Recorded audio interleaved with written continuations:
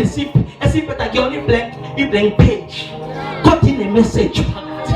That's why we don't preach our names. Ngoba incwadi esiphethe ibhaliwe. There is something that is written inside that book. And so why do I have to preach my type?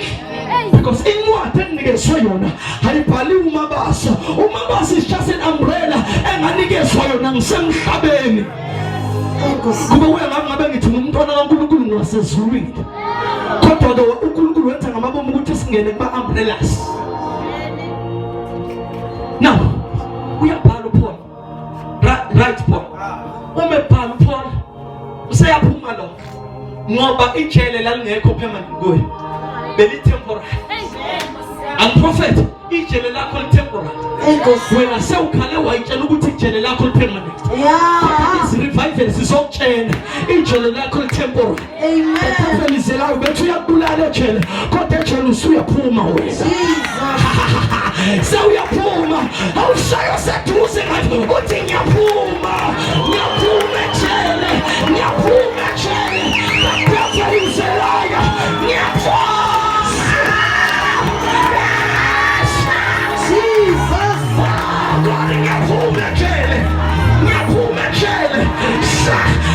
Umnyango wejele noma uvaliwe kodwa uzoyivulekela uhamba naye ufuna iminyango evaliwe. Haleluya. Noma ingavulwa kodwa uzovuma ejele. Uyaphuma.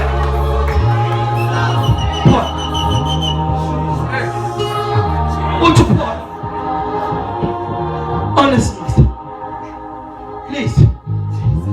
Noma mina ngingathanda ukugcina kodwa ijeni yami nawe iyaphelela.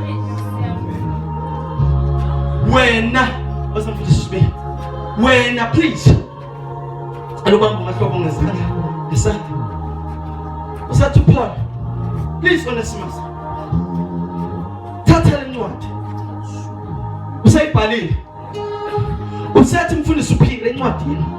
But with my own hand, Paul, I have signed it. And they're not designing you. They're not designing you. Oh my God. They're not in a stem. Oh my God. They're not in a sclevis. Oh God. They're not in writing on opal. God in a sclevis. Utoshabelelayo. Wabukinisa negazi. Konga temisayo. Naleli signature. Yale bote sitete. Jesus. Axilonele imbolo. Bote liga Jesu.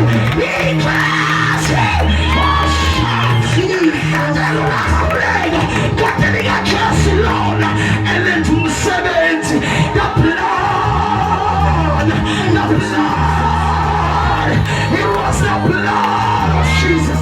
The money that is us in this, all 2,000 years back, now we're to 70, this went, this has went,